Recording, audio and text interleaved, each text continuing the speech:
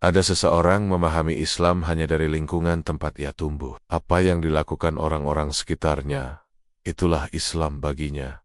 Ia ikut, tanpa bertanya, benarkah ini ajaran Nabi? Seiring waktu, ia pun tekun mendalami Islam melalui bimbingan kelompok yang ia ikuti. Semangat, aktif, dan penuh kekompakan. Buku-buku dari tokoh mereka ia pelajari.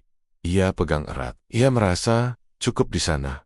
Tak perlu tahu yang lain. Yang penting bersama kelompok yang dianggap paling benar. Suatu hari, seseorang memberinya sebuah buku lain. Bacalah, kata orang itu. Semua dilandasi dalil dari Al-Quran dan Sunnah.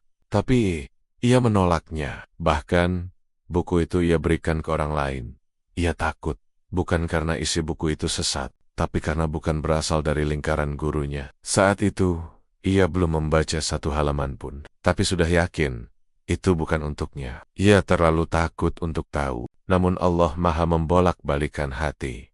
Tanpa sengaja, ia mulai membaca buku-buku dari sudut pandang berbeda. Dan untuk pertama kalinya, ia mulai berpikir, apa benar saya telah mengenal agama ini dengan benar?